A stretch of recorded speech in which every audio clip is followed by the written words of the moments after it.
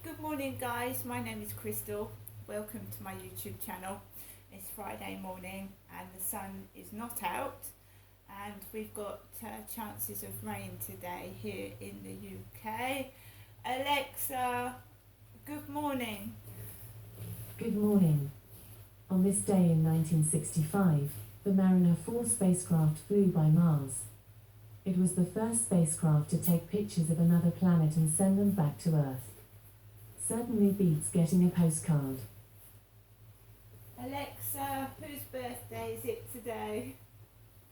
Today's famous birthdays include British actress, producer and writer Phoebe Waller-Bridge, American internet entrepreneur Ben Silverman, Irish mixed martial artist and boxer Conor McGregor, American model and singer Bebe Buell, and American actress, singer, and comedian Jane Lynch.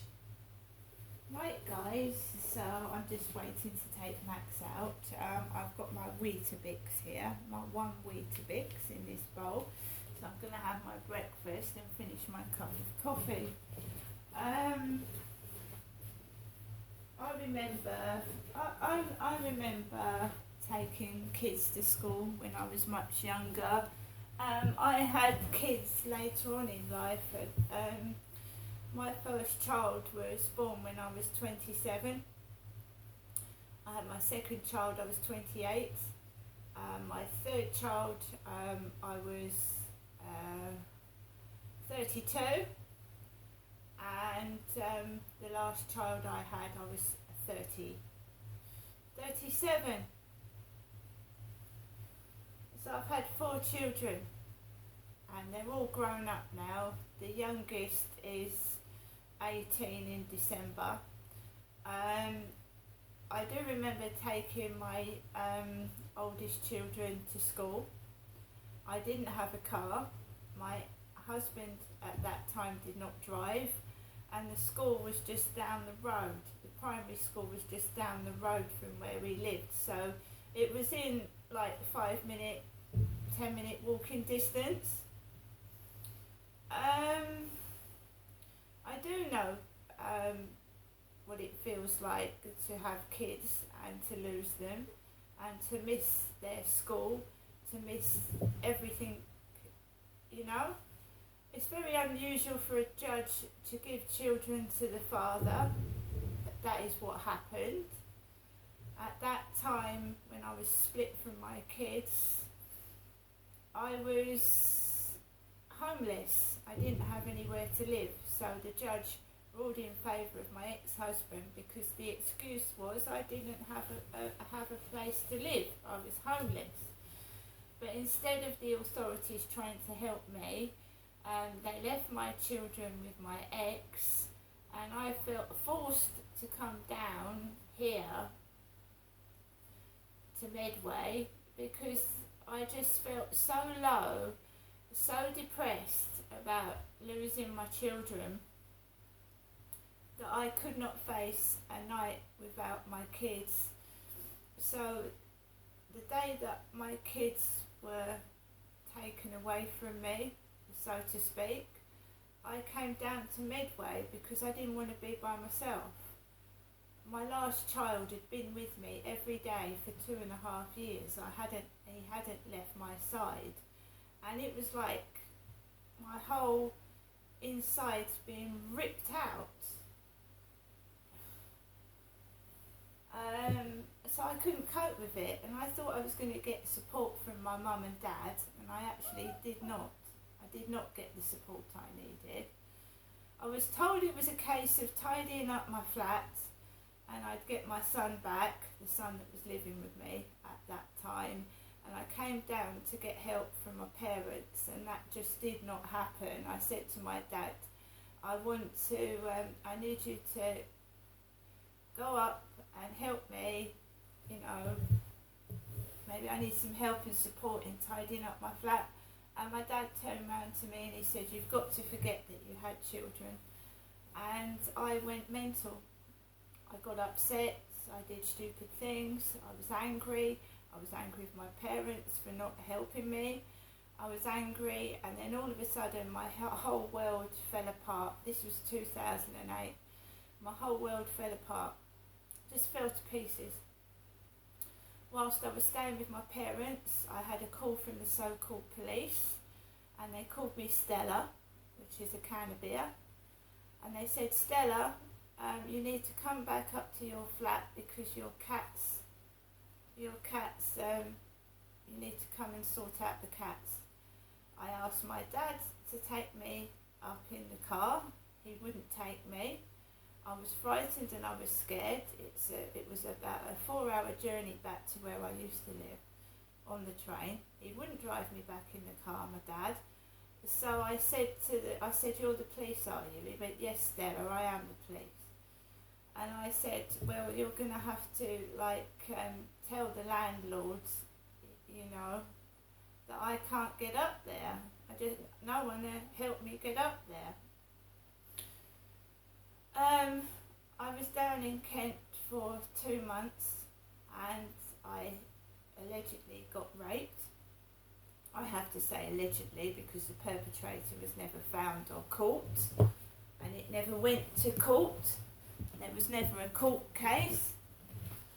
I applied for compensation. They told me there was no CCTV footage, and I believe that was a lie, because there were cameras all the way up to the council, Gunwolf Council building, and the alleyway where the perpetrator ran off. They told me there was no CCTV footage. I couldn't get compensation.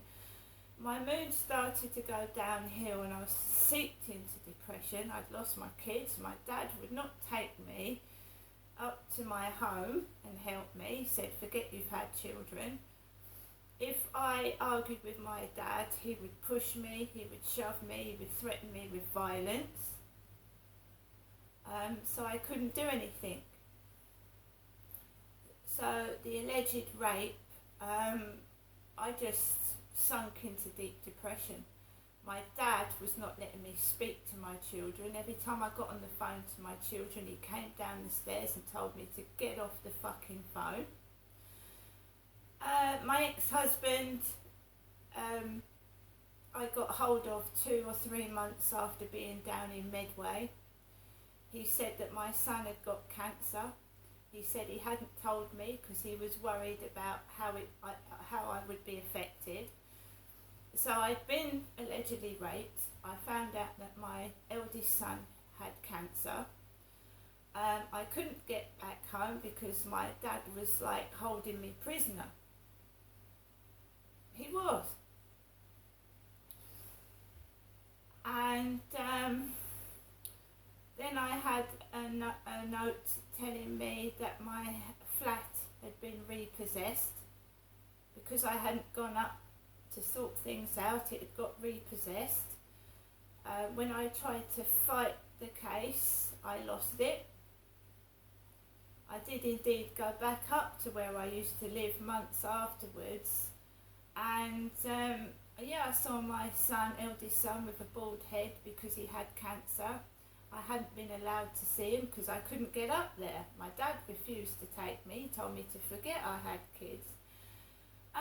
Of course I sank into deep depression. My father started abusing me sexually whilst I was down in Medway. After all this had gone on, he was abusing me. I lost my sister in 2011 to multiple sclerosis. He didn't cry, he didn't get upset, he didn't go to the funeral. He took me to the Chapel of Rest to see my sister lying there. And that I grew further into depression. It's just been evil what's happened to me, absolutely evil. And the upshot was my ex-husband put my child into care. And he signed a document that wasn't legal, and he signed it, because I don't believe it was illegal. I have to say allegedly it wasn't legal, because I'm not 100% sure. He signed a note putting my son into care. I didn't sign anything, I didn't agree to it.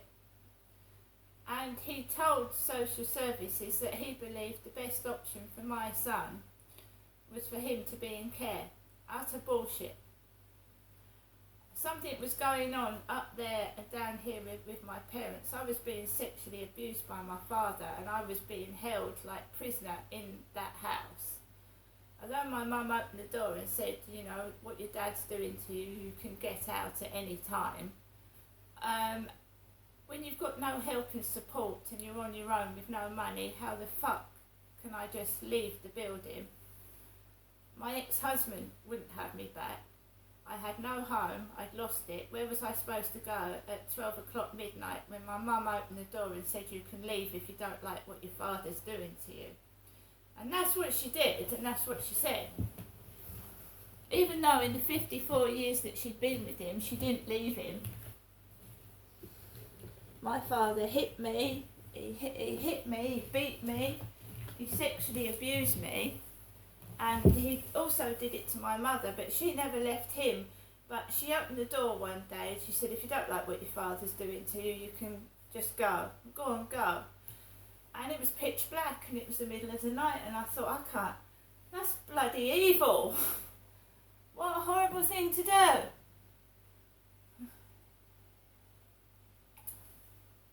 They both had no hearts, no feelings. They didn't go to my sister's funeral, my mum nor my dad. I didn't know where the funeral was. I didn't have a car. Like I said, I had to do as I was told. My father was a violent man. He pushed me against the table for talking to somebody in a phone box. He pushed me against the table and damaged my back because I'd spoken to someone without his permission. I'd been to doctors, I'd rung Women's Aid, I'd been to the police, and no help whatsoever. You'd try and get a refuge, it'd be miles and miles away, and I wouldn't have even be able to talk to my kids on the phone. They wouldn't have been able to find me, because at a later date my son came down and he found me, and two of them, and then later on my daughter. But I'd have been sent off to Seaford in Lewis, and I don't know anyone in Seaford or Lewis, and it's miles away from where my kids were.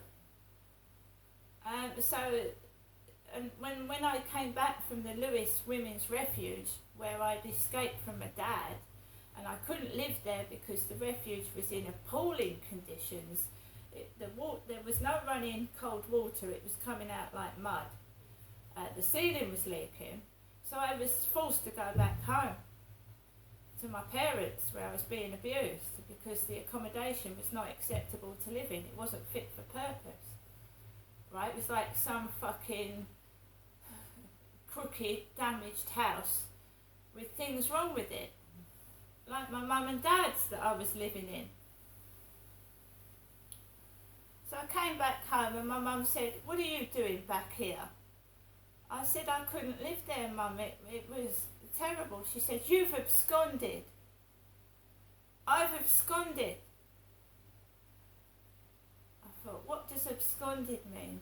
Alexa, what does absconded mean? Absconded is a form of the verb abscond, which is usually defined as to depart in a sudden and secret manner, especially to avoid capture and legal prosecution. So she was talking to me like I was an escaped prisoner. I was an abused woman who'd lost her home, her kids, my son had cancer. So I was then being treated like a criminal. A criminal. I've absconded, my mother said.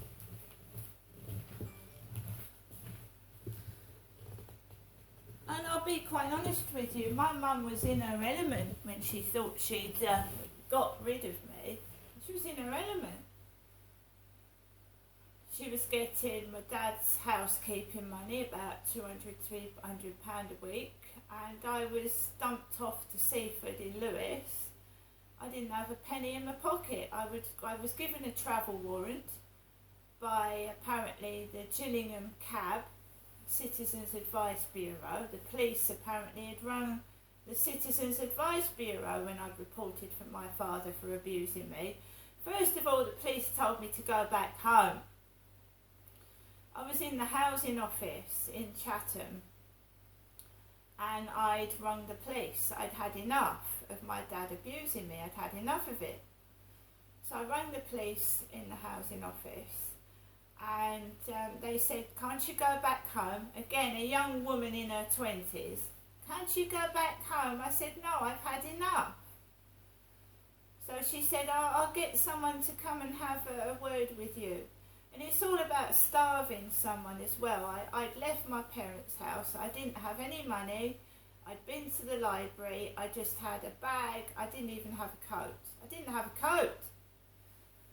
And I was kept waiting in that housing office until 6 o'clock at night with no food. They wouldn't let me out to get food. I was starving. So this woman from the Gillingham Citizens Advice Bureau, why Gillingham I don't know, but there you are. A police officer didn't come down and interview my dad or speak to me. It was this woman came down, she questioned me, she said, what's happened to you is disgusting. I think the best thing we can do is send you to a women's refuge. And they sent me to Seaford in Lewes, which is miles away from Medway. It's miles away from my children. And I didn't know where I was going. I was travelling late at night on the train. I got to Seaford about 9-10 o'clock in the evening. And I got lost. So I went into this phone box and she said, yes, we're still up. Someone will let you in. One of the women will let you in. And I was treated like dog shit. The women didn't like me. They were savage and vicious. I got told off for being too noisy because I shut a door. And anyone that knows me, I don't slam doors. I shut it quietly. So this woman comes down. My child is trying to sleep. Can you shut the door quietly? It was awful.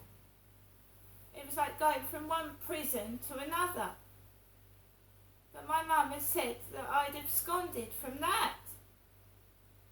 They all had their kids. There was children on cycles and scooters inside the building, and I'd lost all my 4 children. It was horrible. It was evil.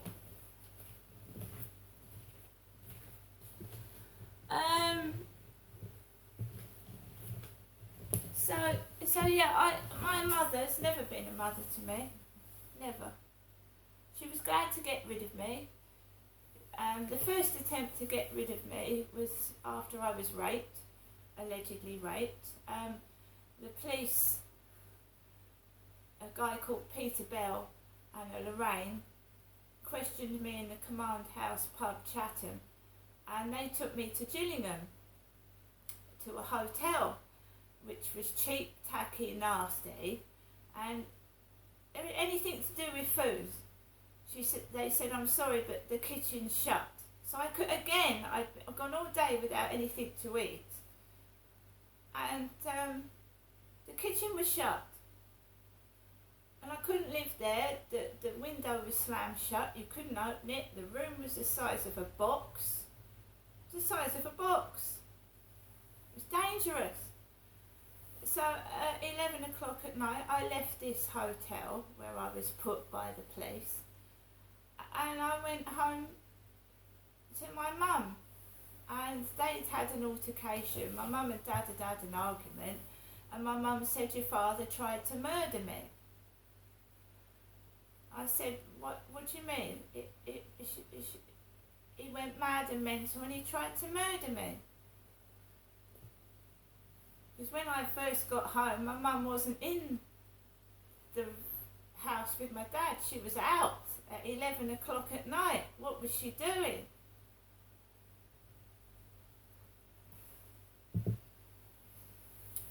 Yeah, they whenever I tried to escape my father's abuse, they put me in places that were unacceptable to live in.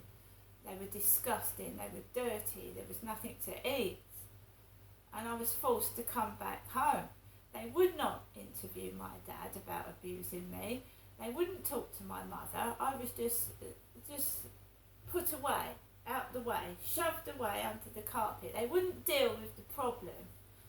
They'd rather shove me out the way into these dangerous places than interview my dad about what was going on. And my mum was fully aware of what he was doing. She was fully aware, and because he'd done it to her all her life and I'd witnessed it, and she stayed with him. When I was there, she didn't appear to be afraid of my father. She didn't. She didn't appear to be afraid of him. She would encourage it. She would make him cross, and then he'd get even more angry. And that happened as a child.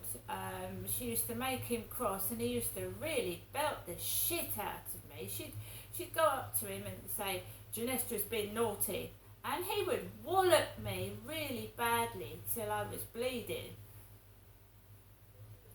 And that's a mother that knew he was violent. She would go up to him and she would say to him, "Ginestra's been naughty," and I'd get fucking a good hiding. Even though, no, she's never been a caring mother to me. I go up and see my mum. I love my mum. She brought me up, and I feel sorry for what my dad did to her, but I feel like I was a weapon to use against my dad, and then I would get it all. Do you know what I mean? I don't hold grudges, but if she's ever questioned, she won't tell the truth, because she's a coward. She's scared of what had happened to her, and that's the truth.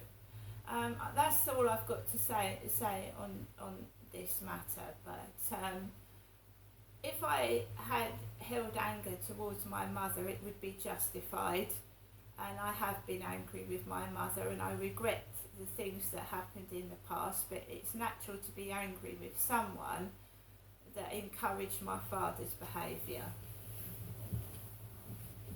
and I believe she did so. Right guys, I've got things to do today. I haven't got a lot of money. I'm not a nasty person. I want other people to be aware that I'm not strange, I'm not weird. It's justified why I keep myself to myself, and I do care about other people, and I think people should speak out to stop this hidden abuse happening to other people. See you later.